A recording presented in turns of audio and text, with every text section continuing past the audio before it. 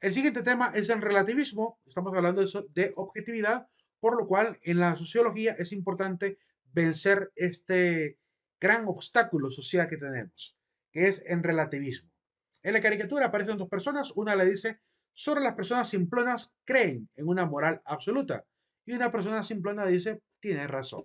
¿Verdad? Eso es lo que está pasando hoy en día con muchísimas ideologías que se empiezan a enseñar masivamente con un gran marketing y empiezan a generar como que la apariencia de que esa es la verdad. Y por tanto, como dice un dicho, entre más se repite una mentira, ¿verdad? Podría llegar a parecer más verdadera. Y por tanto, eso es lo que está sucediendo. Hay muchas ideologías que han venido apareciendo y que están de alguna manera subordinando a las personas bajo una especie de nuevo paradigma, de un nuevo modelo, ¿verdad? Porque de esta manera han surgido como para querer venir a reemplazar los modelos que ya comprendíamos socialmente. Pero bueno, vamos a hablar un poquito de este relativismo y poner algunos ejemplos de la vida cotidiana también. Hay dos extremos existenciales importantes que definir. Hay un grupo de personas que normalmente ve la realidad como que todo es un desastre, todo va a acabar, como que va a haber gran hecatombe o catástrofe, ¿verdad? Y todo lo ven en forma de profecías. A este tipo de gente se le llamaba, bueno, sí le llamó el Papa Juan 23, San Juan 23, son profetas de calamidades. ¿Hay gente así en nuestra sociedad? Sí. Hay gente que todo lo ve de forma negativa. Hay gente con mucha conspiranoia. Hay gente con mucho adormecimiento y alienación social, que de alguna manera le hace sentir como que ya todo va a acabar, como que vamos hacia lo peor y son incapaces de ver algo bueno en medio de la sociedad. Pero también hay otro tipo de personas, las que creen que todo va bien, que es un mundo maravilloso, que los políticos son buenos, que la política está haciendo bien su trabajo, que la ciencia avanza, la técnica resuelve todo y somos felices.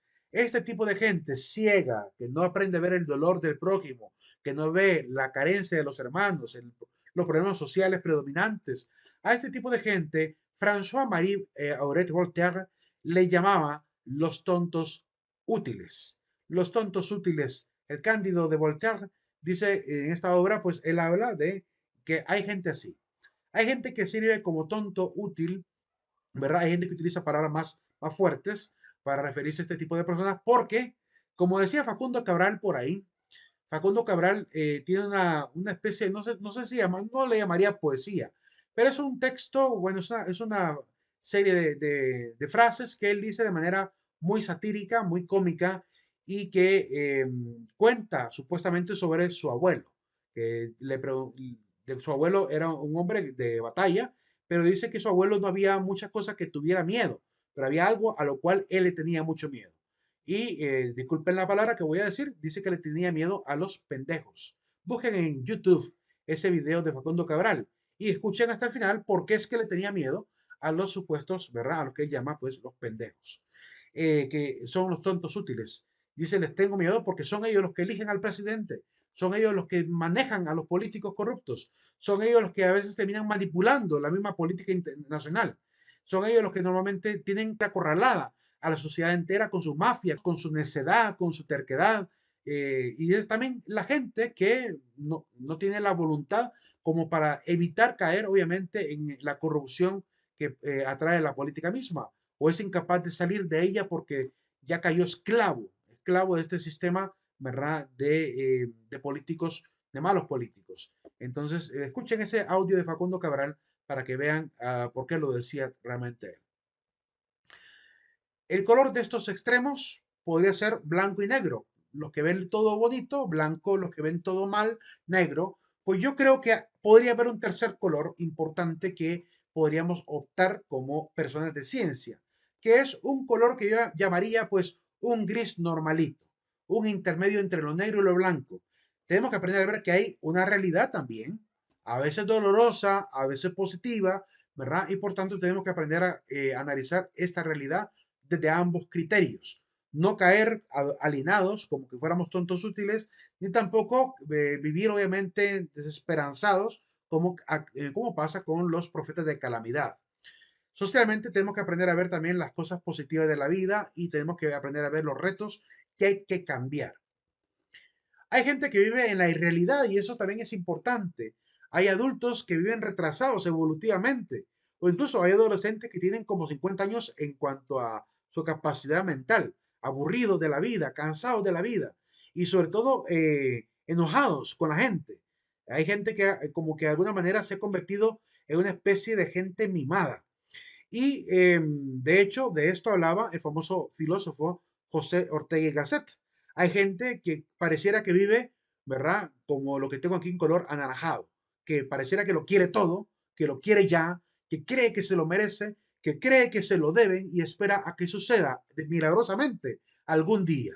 Por ejemplo, la gente que quiere ya ser rico o tener riqueza, pero no se esfuerza por tenerla. A esa gente Ortega y Gasset le llamó el hombre masa. El hombre masa, que es este tipo de ser humano que socialmente vive de una manera mimado, ¿verdad? También habla de la cultura mimada. Vivimos en una cultura mimada donde la gente empieza a exigir lo que es incapaz de producir. No podemos seguir generando este tipo de sociedad, donde la gente solamente anda esperando el bono, la bolsita que le regala el político, la piñata ahí en septiembre, el tamalito en Navidad. No, tenemos que hacer que los seres humanos, los ciudadanos, despierten sobre lo que es hacer verdadera política en un país, se esfuercen por educarse lo más que puedan, de buscar las oportunidades, gestionar las oportunidades, que si no hay escuela en un lugar, pues hay que gestionarla en comunidad, no esperar que el político resuelva todo. Necesitamos que los ciudadanos sean, como decimos comúnmente, más empoderados, es decir, que sepan también buscar las soluciones en comunidad. Cuán importante, por ejemplo, son las cooperativas comunitarias, ¿verdad? Para dar oportunidad de obtener financiamiento para proyectos particulares, proyectos de la pequeña y mediana empresa, ¿verdad? Hay que promover todo ese tipo de movimientos que ayudan al progreso y desarrollo local, sin esperar tanto de los políticos, porque si no vamos a seguir viviendo, ¿verdad? Como una cultura mimada y cada vez más empobrecida. No quiero sonar al profeta de calamidades, pero es que hay una realidad. Tenemos que abrir los ojos porque, dice Tomás de Aquino, hay una realidad. Existe algo que llamamos realidad, por lo cual no, es innegable que tenemos nada más que abrir los ojos para ver a nuestro alrededor cómo están viviendo ciertos ciudadanos, para darnos cuenta que hay cosas por hacer en este gobierno, en este país, y por lo cual no podemos tampoco vivir, obviamente, ciegos, ¿verdad?, de esta realidad. Pero hay gente que tampoco se atreve a verla y no podemos tampoco caer en esa actitud, ¿verdad? De ceguera social. Tenemos que obviamente tener la capacidad de ver también los problemas sociales. Hay gente que vive encerrada en su propia burbuja de la realidad y con las redes sociales es mucho más complicado, porque cada uno enfrascado en su propia red social, tratando de soñar con sus seguidores, con un montón de cosas, pues obviamente perdemos la oportunidad de vivir primero en familia, segundo en sociedad. Ya muy poca gente gusta de salir con los amigos a tomarse un café, a platicar sobre la vida, ¿verdad? Ya estamos perdiendo esa capacidad de sociabilidad y creemos que la única sociabilidad que existe es la virtual. Entonces, estamos cayendo aún más en ese peligro. Hay tres tipos de relativismo. Hay un relativismo que llamamos cognitivo, hay un relativismo que llamamos relativismo moral y el relativismo que llamamos cultural. Quiero explicar cada uno de ellos. Aquí puse tres ejemplos. En el relativismo cognitivo aparecen dos personas hablando de una realidad que observan, que en realidad tiene pues una razón de ser objetiva y una explicación del por qué cada uno la ve a su manera. En este caso decimos que cada persona podría tener una parte de la verdad y es en el conjunto de la relación de estas dos realidades subjetivas que podemos obtener la verdad absoluta. Obviamente necesitamos vencer el relativismo cognitivo, donde cada uno se cree dueño de la verdad y es incapaz de ver también que el otro puede tener cierto grado de verdad. Tenemos también el relativismo moral. En este caso he puesto el ejemplo de esta serie de televisión que es Death Note.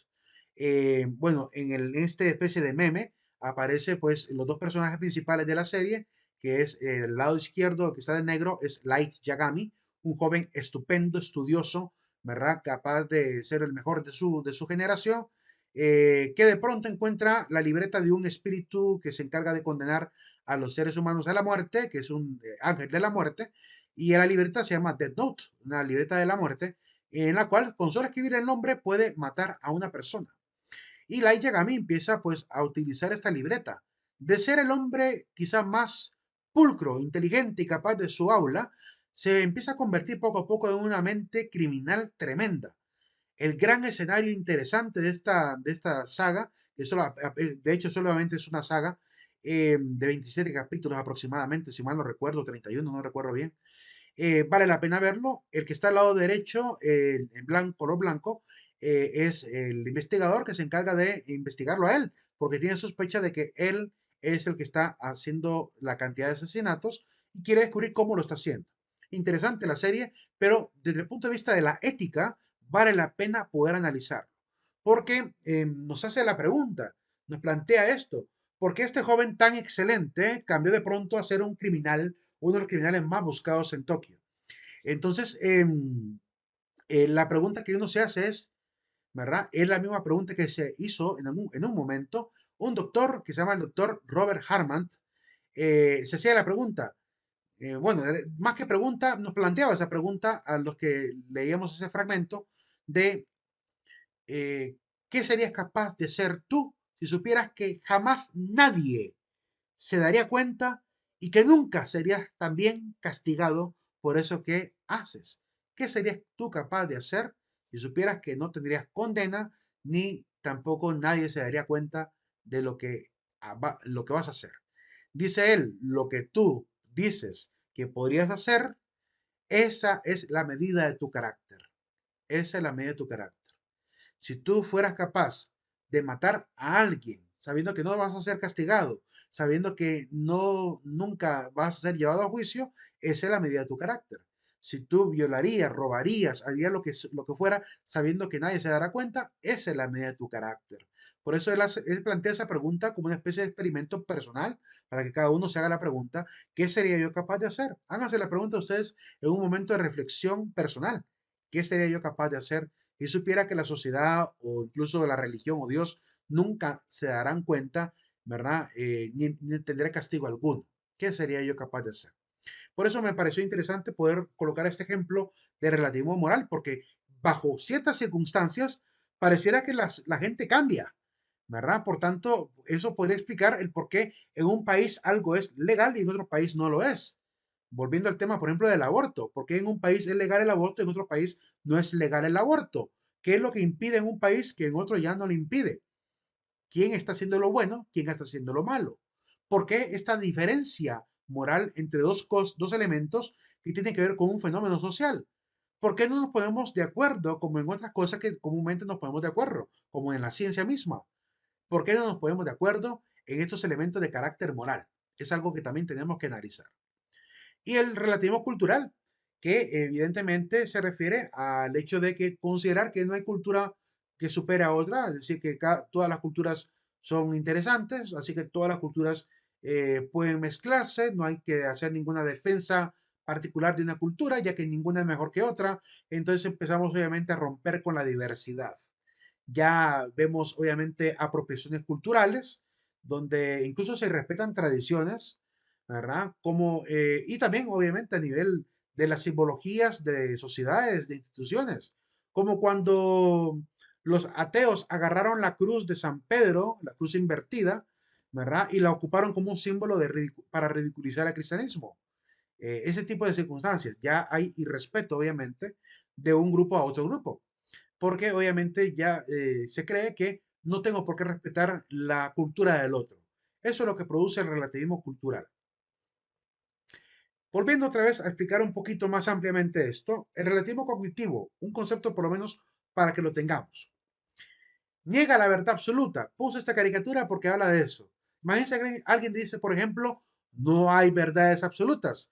Y yo le pregunto, ¿eso es totalmente cierto? Diría él, absolutamente.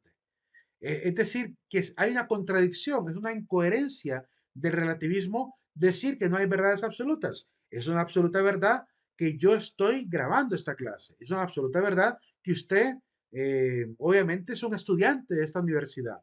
Es una absoluta verdad que usted está vivo si puede ver este video.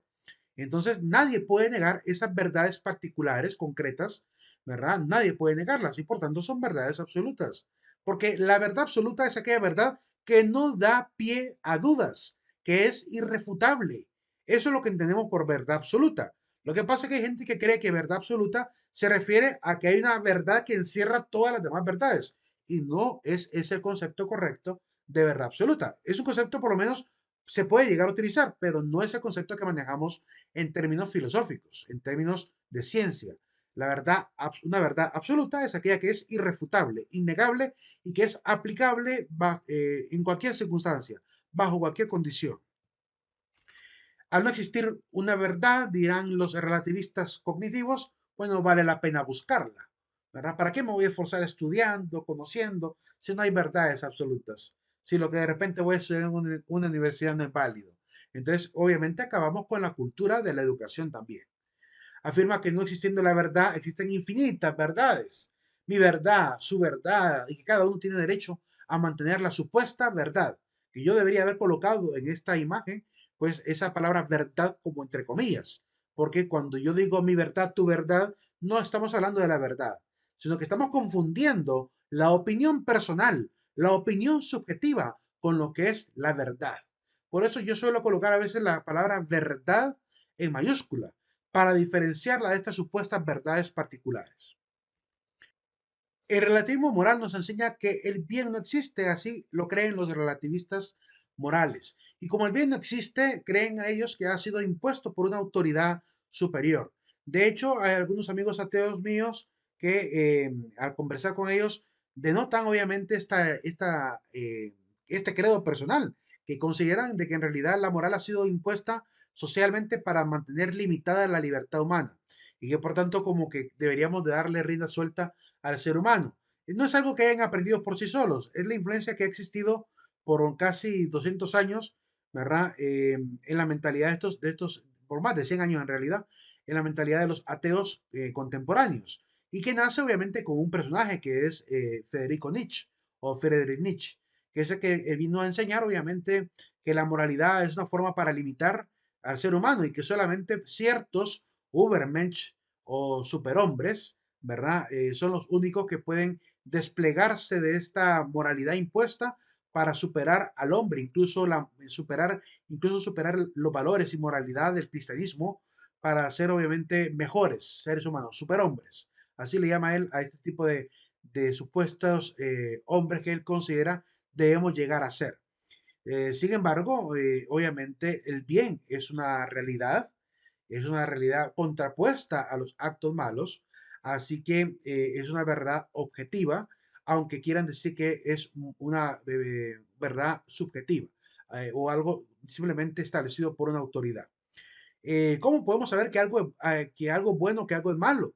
Pues normalmente, históricamente, podemos definir que el bien o el mal, que es un problema filosófico tremendo, tiene al menos ciertas pistas o huellas que nos ayudan a identificar cuándo algo es bueno o cuándo algo es malo. Por ejemplo, el tema del dolor injustificado, el tema de el usurpar un derecho a otro, el hecho de limitar la libertad del otro. Esos actos que limitan la libertad, que explotan al otro, que doblegan y producen dolor en el otro, ¿verdad? Son considerados por naturaleza malos. Mientras que aquellos que producen sentimiento de bienestar, satisfacción, que brindan oportunidad, que ayudan al otro, son considerados actos buenos. Eh, y obviamente no significa que donde siempre hay dolor, algo va a ser malo. Por ejemplo, una inyección, aunque duele, tiene un fin superior que tiene que ver con la bondad o el beneficio de curarse. Aunque duela, ¿verdad? No es un dolor injustificado. Por eso digo, cuando hay dolor injustificado, cuando no hay un dolor necesario, ¿verdad? Ahí se puede hablar de maldad. Cuando yo de repente golpeo a una persona sin motivo alguno, simplemente porque quise golpearlo, eso es un acto de maldad, porque no estoy buscando ningún bien para esa persona. Existe, creen los relativistas, algo que puede ser bueno para ti, pero quizá para otro pueblo, para otra persona, no lo sea. Lo que es bueno para ti, para mí quizás no lo sea. Así que no vale la pena la norma moral, como creen ellos, porque consideran que incluso poner leyes es antidemocrático, pues pareciera que no comprende bien el origen de la democracia. En realidad la democracia está para que en conjunto se defina qué es lo bueno y qué es lo malo, qué es lo lícito o lo ilícito, lo que se considera correcto o incorrecto socialmente. Así que necesariamente es un producto de la verdadera democracia el que aparezcan leyes, el que aparezcan normas. Lo que pasa es que hay gente que no, quizás no ha comprendido que la historia humana generó, pues, con la democracia, parte de esto, de lo que hoy llamamos el derecho, ¿verdad? También obviamente ha habido un derecho impuesto, hay un derecho que surgió de la dictadura, de las tiranías, de los reinados, que no viene por democracia, ¿verdad? Pero que servía para mantener el control, eso lo entendemos. Hay alguna moralidad que tiene que ver con el control, pero cuando hablamos de la moralidad que hemos decidido por democracia representativa, a través de los diputados, a través de un gobierno, pues normalmente entendemos que esa participación ciudadana de los diputados hablando en nombre del pueblo, buscando el mejor beneficio para el pueblo, eso originalmente es una democracia, ¿verdad?, válida y que por tanto buscaba el beneficio social, beneficio común. Que de esa teoría a la práctica no se esté cumpliendo es otra cosa. Pero la realidad es que teóricamente en la democracia representativa se busca que las reglas que aparezcan no sean para doblegar, sino para beneficiar a la mayoría.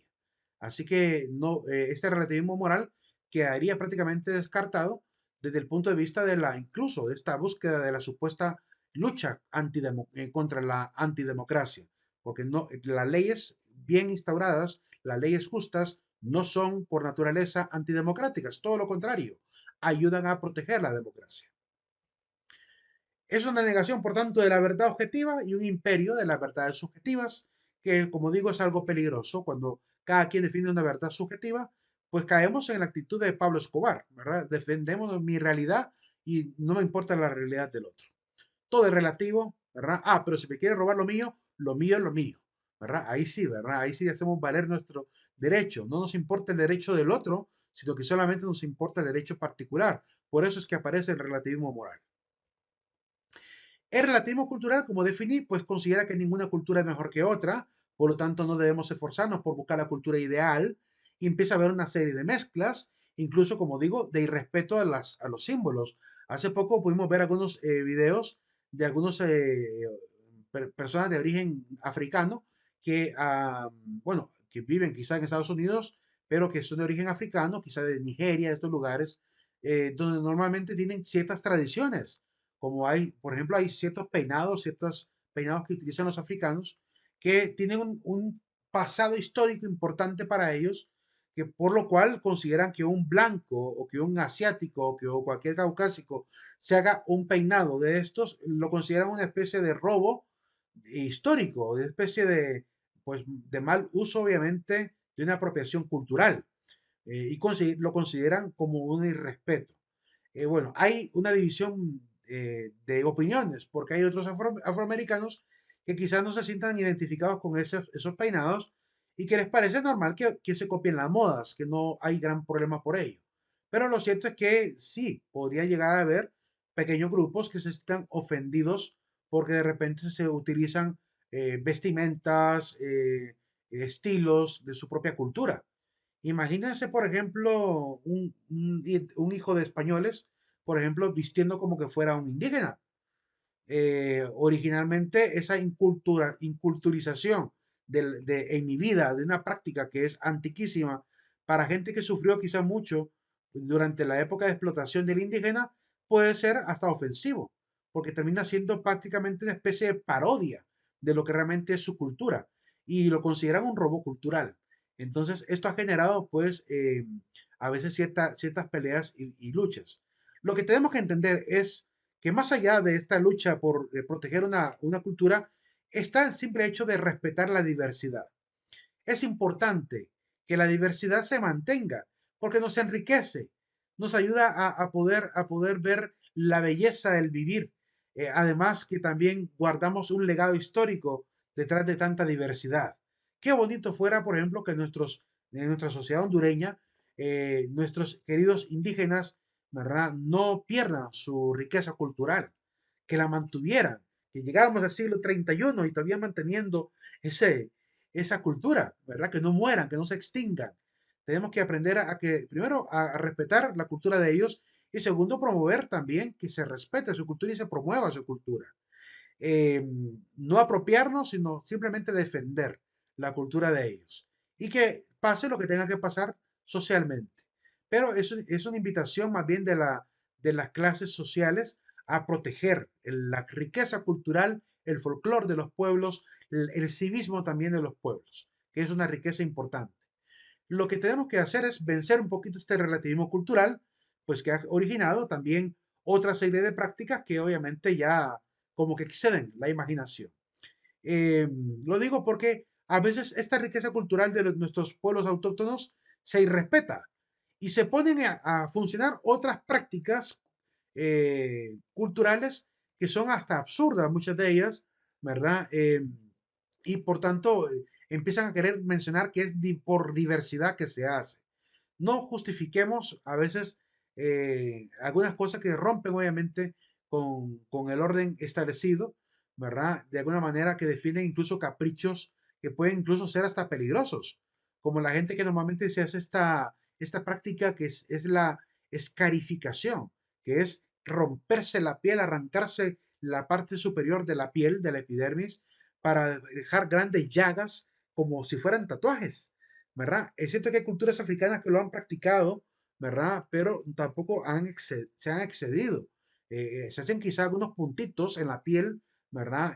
No pasa como algunos pueblos en Latinoamérica, sobre todo en América del Sur, donde la gente se ha arrancado pedazos de piel para hacer grandes monogramas o diseños de tatuajes, ¿verdad? Rompiendo la piel y poniendo en peligro su salud. Eh, es decir, es respetable que cada quien lo haga como quiera. Lo que no se puede hacer es promover, generar una cultura de promoción de este tipo de prácticas que pueden ser peligrosas para la salud del ciudadano. Eh, Cosas así, ¿verdad? Que son algunas de las exageraciones a las cuales se ha caído por supuestamente promover esta diversidad cultural, que no es una diversidad cultural, porque en primer lugar no ha habido historia detrás de ello. Lo único que ha habido es alguien que se excedió y dijo, voy a hacerme esto, y lo quiso hacer. Y por tanto lo puso en práctica él, ¿verdad? Y muchos jóvenes que no conocen los riesgos pues caen en la trampa de creer que es algo normal. Sobre todo mucha gente en las redes sociales produce este tipo de sensación, que pareciera como que ya mucha gente lo está haciendo y por tanto es posible hacerlo y ponen en riesgo su salud. No hemos visto no se pueden imaginar cuánta gente se ha hecho prótesis que han quedado mal. Hay jóvenes que se mandaron a hacer orejas grandísimas con grandes aretes y se rompieron el lóbulo de la oreja. Es decir, la parte baja de la oreja completamente rota al grado de tantos anillos que se han ido colocando, obviamente dañando también su propia naturaleza. Entonces, ese tipo de prácticas, la que realmente tenemos que darle un poco más de luz, ¿verdad? Y no olvidar, obviamente, la ética de toda tipo, de que detrás de toda cultura tiene que haber, obviamente, siempre ética, ¿verdad? Y los pueblos originarios eran muy buenos para ello. Trataban de ser normalmente muy responsables con su cuidado personal, ¿verdad? Su salud, la protegían mucho. Y obviamente no se hacían algo, sino obviamente tenían todos los cuidados posibles para poder hacerlo. Tienen años, milenios practicando quizás ese tipo de prácticas, así que no podemos obviamente empezar a generar más novedades sin saber las consecuencias que puedan haber al respecto. Por ese relativismo, pues se retornan a las culturas incluso superadas. Está bien proteger las culturas que existen, pero pretender también retornar a que dejemos la civilización que tenemos hoy en día, el avance tecnológico y todo lo que hemos logrado, por querer retornar a la actitud de vivir como si fuéramos indígenas de hace 500 años, tampoco podemos caer en eso. Como digo, respetemos a los pueblos originarios que existen todavía, ¿verdad? Defendamos su cultura, ¿verdad? Promovamos, obviamente, que ellos puedan extraer de esa riqueza, pues todo el turismo que ocupamos también para los países, para que se vuelva una diversidad hermosa. Pero tampoco es que vamos a volver a retornar a una cultura pasada. No se trata de eso tampoco. A esa actitud de querer retornar a vivir como que fuéramos indígenas se le llama indigenismo. El indigenismo es esa actitud de pretender hacer que prevalezca las costumbres indígenas por sobre la cultura contemporánea. No podemos tampoco caer a ese nivel, ¿verdad? Yo creo que ya los pueblos han cambiado bastante, ¿verdad? Ya estamos bastante bien adaptados y pues que cada etnia también se vaya adaptando si quiere adaptarse o permanezca como quiera permanecer, ¿verdad? Pero los que ya vivimos en cierta cultura, no tenemos por qué pretender hacer un retorno hacia algo que quizás ya ni siquiera nos pertenece por tanta diversidad y mezcla racial que ha habido después de tantos años. Entonces, no podemos caer en eso. Hay gente que habla de volver a la Pachamama y renuncia a la hermosa cultura que nos trajo también a veces la religión, ¿verdad? La religión también trajo cosas, a veces, bueno, por un lado se puede ver quizá una influencia negativa, pero también hay que ver lo positivo. Las grandes universidades, ¿verdad? El hecho de repudiar los sacrificios humanos que se practicaban en pueblos originarios. Obviamente supera en gran medida las religiones antiguas. Eh, y por eso no podríamos obviamente determinar que todo ha sido negativo, ¿verdad? Como para querer retornar incluso a los antiguos mitos que obviamente por mucho tiempo han mantenido y demostrado que no son una realidad. Entonces no podemos caer obviamente en esa actitud de hacer resurgir nuevamente culturas que han sido superadas por, eh, por la nueva civilización, ¿verdad? Es un error también retornar a ello. Retornar a culturas pasadas que quizás ya están hasta extintas, como querer volver a ser maya cuando los últimos que quedaron fueron los itzaes, que ni siquiera eran mayas, sino que eran descendientes, igual los chortís descendientes, los lencas descendientes, ya no tenían la cultura de los mayas cuando vinieron los españoles. Pero querer retornar a la cultura maya, como que pudiéramos ser expertos en retornar a ello, pues me parece más bien también un retroceso social. La fabricación de secretismos religiosos también es un poquito, pues, peligroso. Miren, por ejemplo, cómo los evangélicos normalmente acusan a los católicos de idolatría, porque de repente hay ciertos hermanos católicos que no logran tener control respecto a cómo tratar las imágenes. Hay católicos bien formados que no caemos en ese tipo de prácticas porque obviamente sabemos la diferencia, ¿verdad? Entendemos muy bien que la estatua es un recordatorio, la estatua es un adorno, la estatua es una didáctica, pero no caemos obviamente en el extremismo de considerar que hay un ser metido en la estatua. Pero hay algunos hermanos muy humildes, muy piadosos, que a veces le tienen tanto respeto a las imágenes como si la persona misma, como María, como los santos, estuvieran en la imagen. Y eso es lo que hace parecer que es idolatría, lo que está sucediendo. Sin embargo, es un secretismo, una fusión que hay ahí entre lo que hacían los pueblos originarios y la enseñanza cristiana católica. ¿Verdad? Tenemos que entender que apenas llevamos 500 años de cambio cultural. Para poder subsanarlo bien, para poder quitar todo ese sincretismo religioso, hace falta mucho trabajo por hacer, ¿verdad? De evangelización, de aclaración, y obviamente se hace, ¿verdad? De hecho, si uno revisa lo que enseña hoy en día la Iglesia Católica respecto a las imágenes, nos damos cuenta que no enseña para nada, no enseña idolatría, enseña en respeto nada más por estos recordatorios visuales, artísticos de los personajes que existen en la Biblia. Entonces, esos sincretismos religiosos se pueden ser muy útiles para entender por qué a veces ocurren ciertos fenómenos en la cultura, ¿verdad? En la religión, en la política incluso.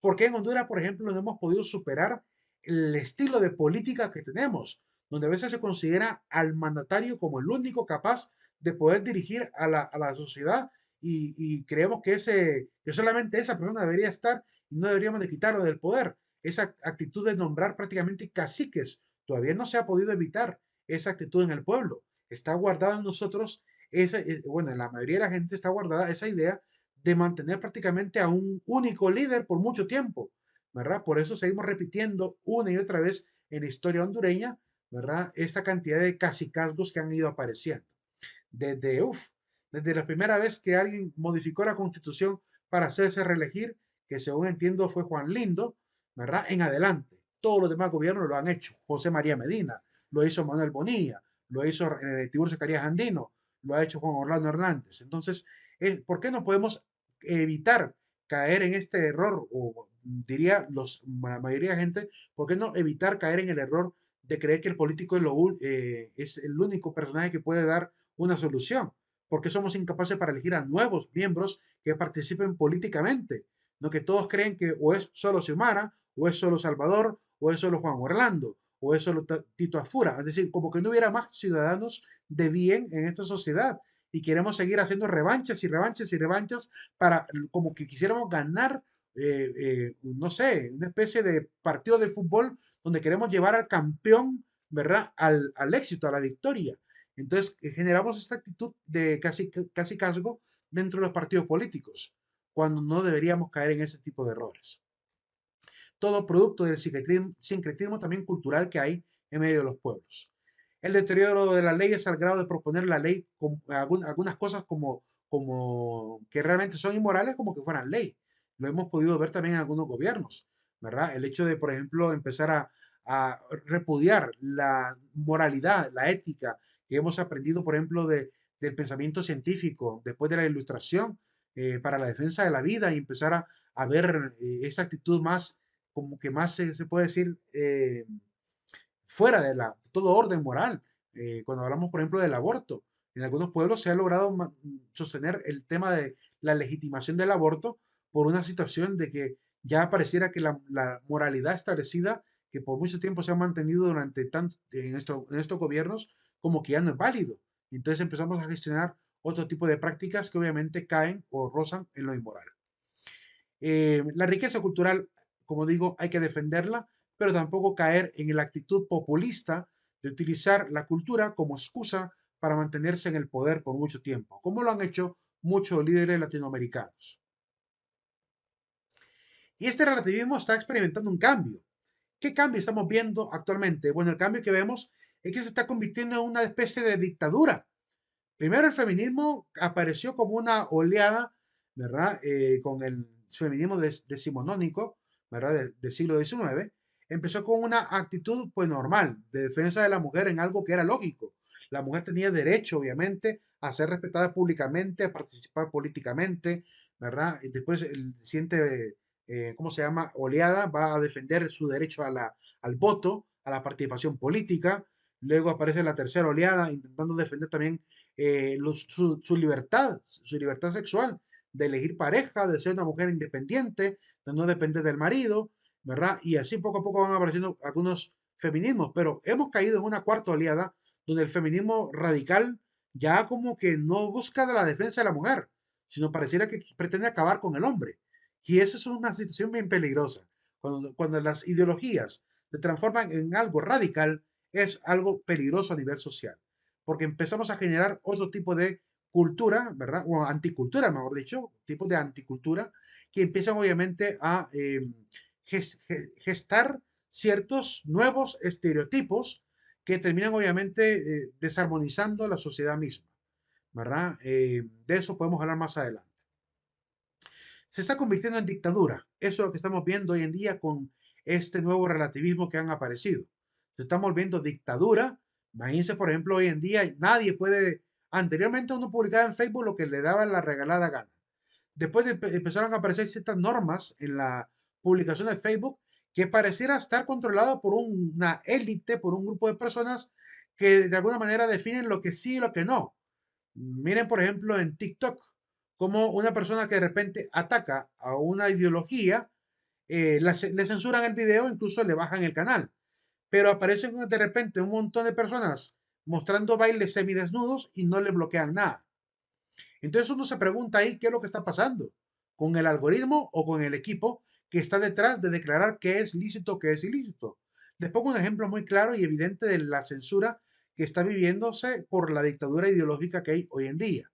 Un hombre conocido, Agustín Laje, cada vez que publicaba algo en su red social Facebook, era bloqueado de inmediato, aunque no fuera nada ofensivo. Pero no, el simple hecho de tomarse una fotografía él y publicarla en su Facebook, le bloqueaban la foto. Y ha abierto una buena cantidad de perfiles y siempre se los bloquean. Le bloquean los perfiles porque hay un grupito de mujeres que son feministas, que no les gusta lo que él dice respecto al feminismo o respecto a la ideología de género, y hay también lobbies LGBT que atacan obviamente sus conferencias, sus videos, sus libros, su opinión acerca de lo que él dice sobre esta nueva oleada de radicalismo, tanto en la comunidad LGBT como en la comunidad de los feministas. Que hay un feminismo positivo y hay obviamente que darle todo el respeto a las personas que tienen una vida LGBT. Pero hay grupos radicales en medio de ellos que obviamente se han convertido en lo que llamaríamos funadores. Es decir, que se encargan de viralizar una publicación y decir, entren al perfil de Agustín Laje y denle todos reportar para que le bajen la publicación o le bloqueen la página. Ese tipo de comportamiento inmaduro que existe hoy en día, yo diría es infantil, es absurdo, es mediocre, pues lo estamos viviendo y eso es una especie de dictadura también ideológica. A ese nivel de adormecimiento doctrinal está llegando este tipo de ideologías.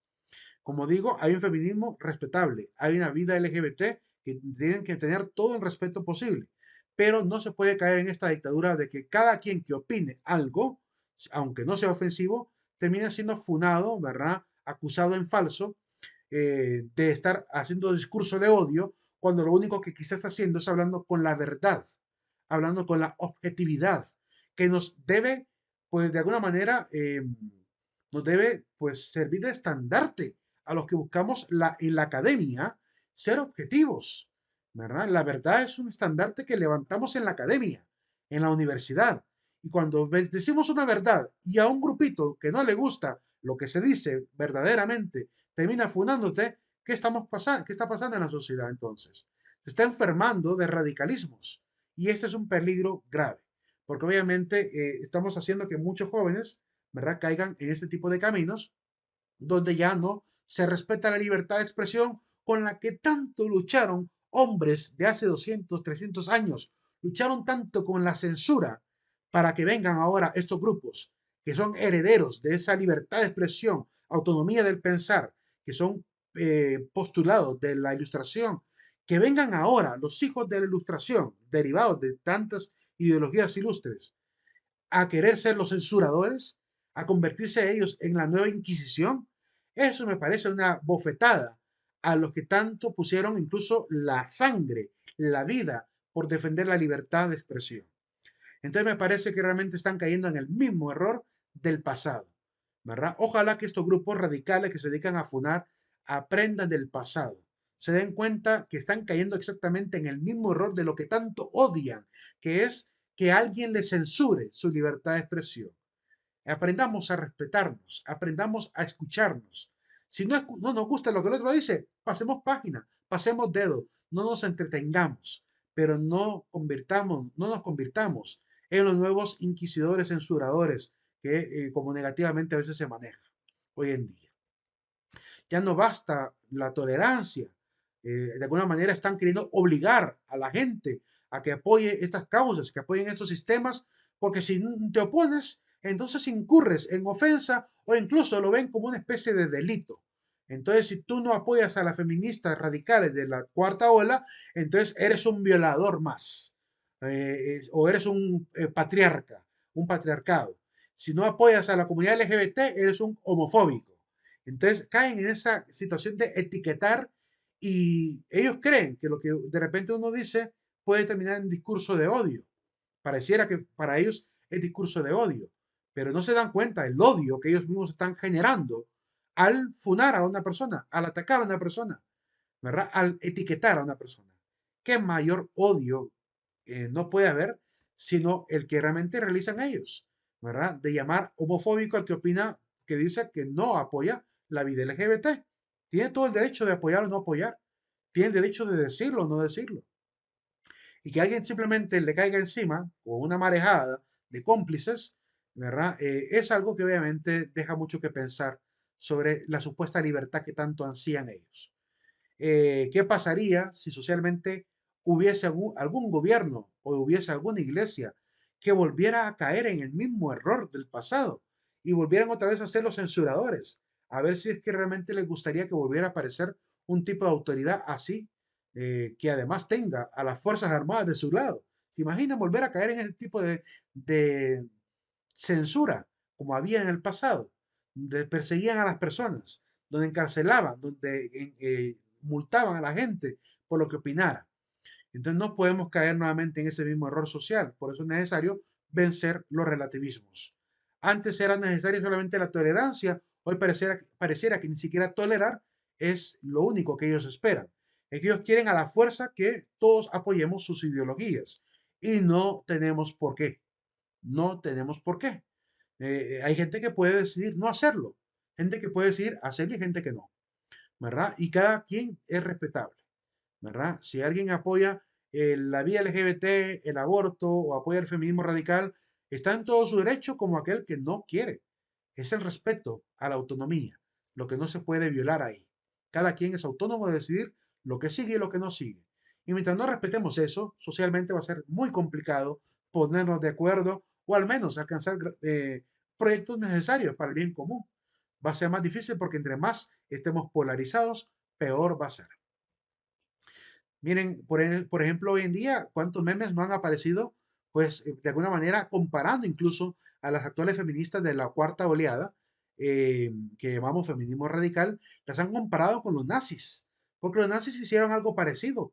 Censuraban todo escrito, libro o periódico que hablara en contra del régimen. Exactamente por esa misma razón se le llama feminazis, no porque maten a personas, ¿verdad? Aunque el aborto, pues para muchos es una forma de acabar con una vida humana. Entonces, no sé, también puede estar por ahí la crítica. Pero también se le llama así por la censura, por el tema de que si alguien dice algo o opina de manera distinta, como lo hace Agustín Laje, como lo hace Nicolás Márquez, como lo hacen muchos hombres y mujeres también, como la autora Chinda Brandolino, a los cuales le caen encima y le empiezan a censurar todo lo que hace, la denigran, lo insultan, porque no les parece. Eso exactamente lo que hacía el alemán nazi contra los judíos, contra los mozárabes, contra todos los que obviamente tenían orígenes semíticos. Y también con los extranjeros que no apoyaban su gran proyecto del Tercer Reich. Entonces, esa actitud social de censurar a otros porque no opinen igual, no podemos caer otra vez en esa actitud que es una actitud fascista. Es una actitud, obviamente, que sí, con mucha razón se le llama nazi, ¿verdad? Y por eso han unido el término feminista con el término nazi y les han apodado feminazi. Incluso le han hecho la pregunta a la RAE, incluso a la Real Academia, y ahí está la captura de ahí, uno lo puede ir a ver incluso en el foro de preguntas de la RAE, que es para ellos feminazi, y ya lo aceptaron, no lo han incluido en diccionarios, pero de alguna manera ya están conscientes de que el significado que se le da es pues una forma de repudio al feminismo radical. Entonces, eso es lo que produce cuando alguien excede, obviamente, e irrespeta la libertad de los demás. Termina siendo considerado o un fascista o un nazi. Y se supone que ellas, las feministas radicales, detestan más bien el fascismo, detestan más bien, obviamente, la censura y todo esto. ¿Cómo podrían entonces ser coherentes si ellas hacen lo mismo? Entonces, para poder exigir un derecho, tengo que también respetar los derechos de los demás. Hoy aparecen algunos que ni siquiera saben a qué ideología pertenecen, como este meme que dice me violenta intelectualmente tu feminismo. Y aún así, con una camiseta, ¿verdad? De comunista, una camiseta de la bandera de comunismo. Pero bueno, así de incoherencia hay hoy en día porque hay tanta mezcla ideológica y tanta poca formación. La gente no lee, no se forma, no se educa y no se da cuenta realmente que a veces las ideologías ya perdieron el rumbo. Y por tanto es necesario pues a veces frenar y dar la vuelta incluso. Empezar a retomar nuevamente el camino original de cada ideología porque a veces se pierden por veredas que pueden ser muy dañinas y enfermizas. Este video es muy popular. Se supone que es un caso canadiense donde una persona que viste como mujer, aunque su voz es masculina, de hombre, eh, llega a un lugar a reclamar por un producto. El dependiente le dice que no puede de aceptar devoluciones, algo así es el caso. Y esta persona, el dependiente, le responde a esta persona que viste de esta manera, que de forma transvesti, le dice, él muy respetuosamente, señor, le dice sir en inglés, y se enoja este señor, se enoja porque le dijo señor. Y le dijo, ¿cómo que señor? Madame. Y quiere que le digan madame. Entonces empieza a ofender al dependiente porque no le está diciendo madame. Miren, entre tanto relativismo podemos caer en este tipo de circunstancias donde entonces pareciera que mi capricho, mi gusto, lo que yo creo ser, pareciera como que yo quisiera obligar a los demás a que respeten o se sientan obligados a rendirme cierta pleitesía o respeto de acuerdo a la supuesta realidad que yo concibo.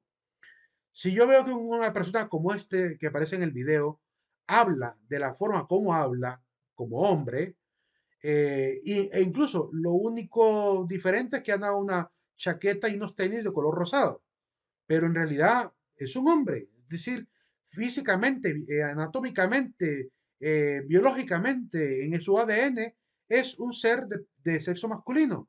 Así que es algo que es objetivo, que es una situación objetiva, y que él subjetivamente quiera venir a obligar al resto a que le digan señora, yo creo que eso es una situación bien peligrosa también.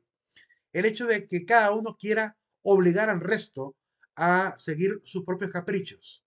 No, cada quien tiene objeción de conciencia. Tenemos que respetar la autonomía del pensar de cada uno. Si para mí la persona que yo veo es un hombre, le puedo llamar hombre. Si me dice, no, prefiero que me digas mujer, amablemente, pues podría quizá yo decidir, no estaría obligado, pero podría quizá yo decidir hacerlo o no hacerlo. Pero no tiene por qué gritarme ni obligarme a que lo haga, porque no tiene ningún poder sobre mi autonomía del pensar. Eso es algo que tenemos que tener bien claro. La objeción de conciencia, además, me permite a mí objetar y decir, no quiero. No, usted puede sentirse lo que usted quiera. Puede pensar que es un unicornio, que es un ser con alas.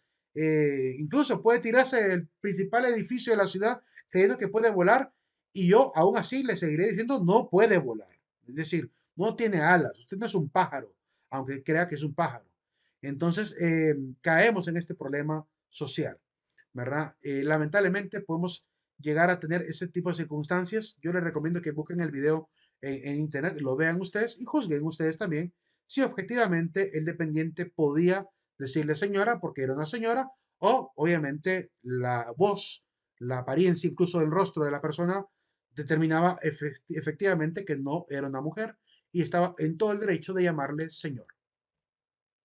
Al final entiendo que esta persona amenazó con llevar el caso a la comunidad LGBT. ¿Con qué objetivo? Con el objetivo de que le caigan encima al pobre dependiente, arruinarle la vida al pobre dependiente, como para que lo despidan simplemente porque dijo señor y no señora. Eso es lo que buscan al final, se respaldan en sus comunidades, ¿verdad? Radicalistas, donde obviamente se llenan obviamente de confianza, ¿verdad? Porque obviamente le van a decir, sí, te apoyamos, ¿verdad? Solo dando la dirección o dando el teléfono y todo el mundo le cae, obviamente, como decimos vulgarmente, le cae en vaca a esa persona, a funarlo, a atacarlo, a amenazarlo. Entonces, eso es lo que llamamos el radicalismo, que es tan enfermizo bajo cualquier ideología política, económica, religiosa, ontológica, cualquiera que sea la ideología, siempre y cuando haya un radicalismo, eso es enfermizo a nivel de la sociedad y obviamente acarrea problemas sociales. El error de la tolerancia es que llegamos a comprender que al intentar ser tolerantes, ahora lo entendemos, por andar siendo tolerantes, llegamos a tener prácticamente la actitud de absorber incluso ideologías.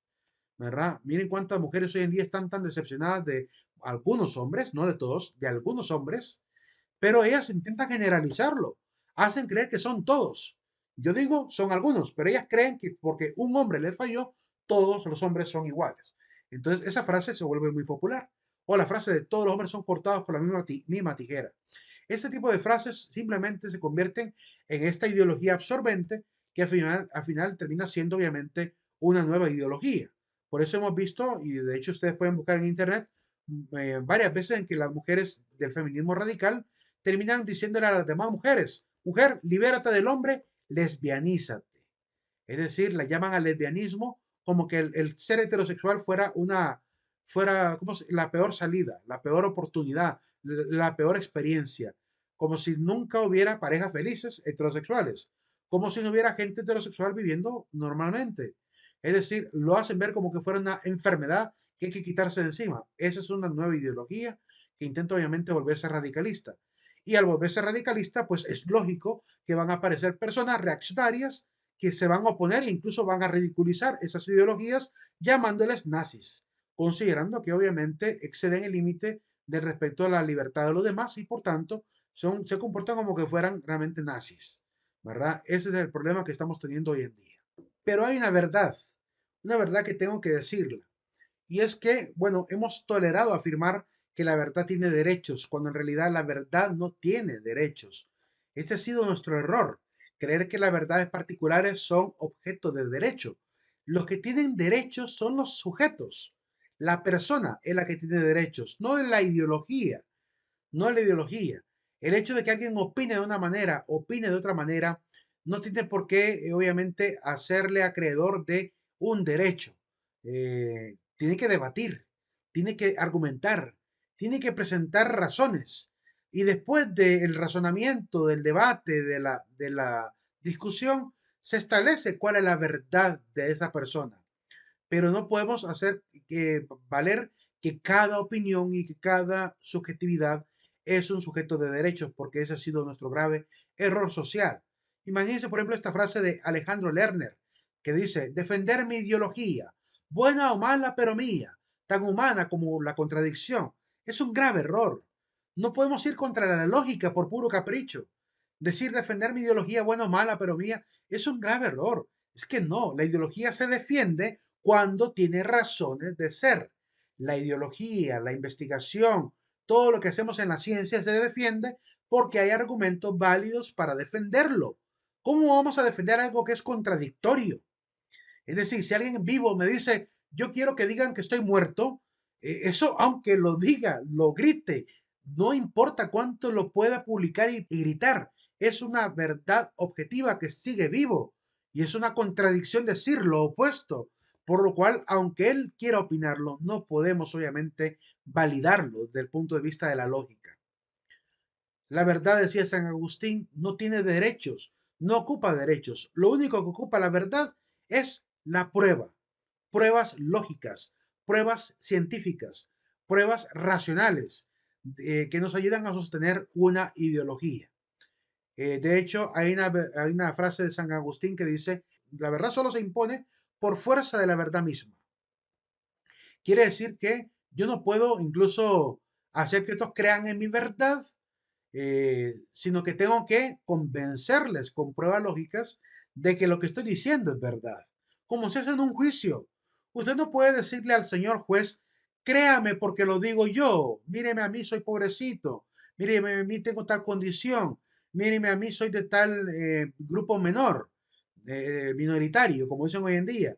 Tienen que creerme porque yo soy mujer, tienen que creerme porque soy LGBT, tienen que creerme porque soy hombre, tienen que creerme porque soy religioso. No, no tiene por qué creerte por quien eres. Te debe creer si tu prueba, tu razón y argumento es sólido, por lo cual hay que presentar razonamientos, hay que presentar conjeturas para que realmente se pueda analizar si hay verdad o no verdad en lo que digo. Después de eso, pues vendrán los derechos.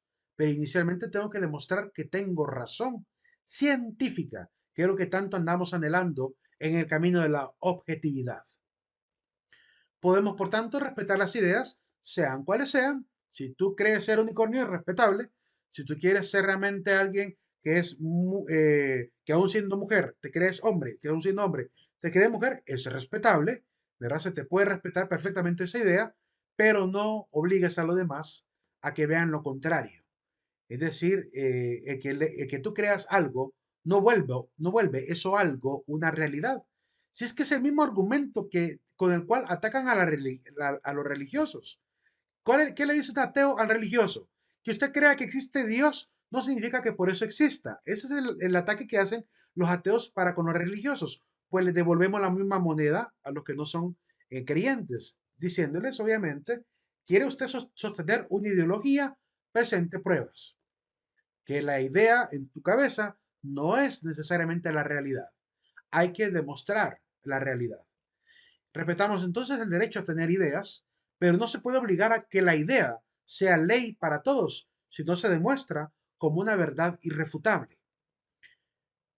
Por eso pongo aquí el ejemplo de los ateos, ¿verdad? Creer que ser ateo te hace más inteligente es como creer que ser religioso te hace mejor persona.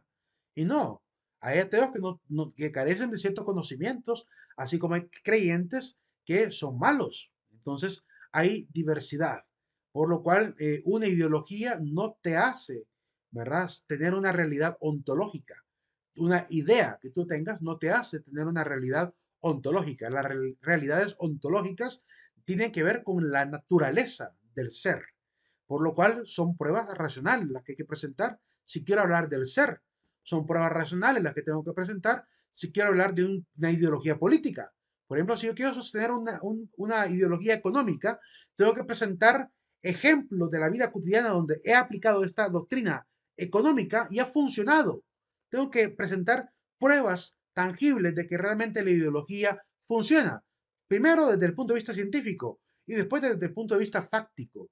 De igual manera, pues cuando analizamos la sociedad, cuando analizamos las ideologías que afectan a la sociedad, necesitamos también poner a juego, ¿verdad?, el análisis sobre los argumentos racionales. Graham Greene tenía una opinión muy interesante. Dice, intento comprender la verdad aunque esto comprometa mi ideología. Es decir, está dispuesto a renunciar a su propia ideología si eso compromete su búsqueda de la verdad. Quienes realmente amamos la verdad, andamos detrás de esa búsqueda, aunque a veces tengamos que pues, renunciar a ciertas costumbres, a ciertos gustos y preferencias, ¿verdad? Porque obviamente le damos primacía a la verdad más que a mis ideas subjetivas. Debe, por tanto, imperar la realidad objetiva, porque lo que es real es lo verdadero. No basta tener ideas, tenemos que tener verdad y ética.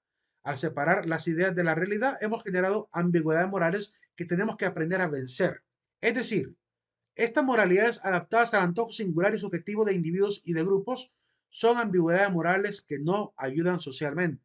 Tenemos que buscar siempre que haya el imperio de la verdad objetiva. Miren, aquí presento algunos casos de personas que quieren sostener una realidad que obviamente no es objetiva. Esta chica que se cree, de 20 años, que se cree un gato. O este señor que ahí tendría que ver los psicólogos, ¿verdad? ¿Qué pasa con estas personas? ¿Qué es lo que está sucediendo? ¿Por qué él se cree un bebé? Incluso hay parientes que le siguen ese juego de creerse un bebé. No sé si es la madre o la esposa la que lo cuida a él como que fuera un bebé. ¿Verdad? Quizá detrás de todo esto hay ciertos fetichismos, ¿verdad? Que están escondidos y que no salen a flote, ¿verdad? Y que solamente pretenden hacerlo parecer como algo muy inocente, pero quizá hay detrás de ello, pues, algún efecto, no sé, algún origen, quizá traumático, quizá de fetichista detrás de todo ello. O este personaje que se crea una niña de 8 años cuando es un hombre de 40 y pico de años, ¿verdad? Y que sus papás también pues dicen está bien, ¿verdad? No hay nada raro en él, ¿verdad? Y así podemos caer obviamente en muchas subjetividades que obviamente rompen pues con el orden de la cordura incluso, ¿verdad? Y lo interesante es que a veces caemos en esta actitud no solamente de tolerancia, sino además de una permisividad extrema, a veces absurda, que obviamente genera comportamientos inadecuados, que más bien deben ser acompañados por verdaderos especialistas que les ayuden a estas personas pues a salir quizá de este tipo de enfrascamiento de una realidad alterna, ¿verdad? Que podría ser lo que está realmente pasando en su psique.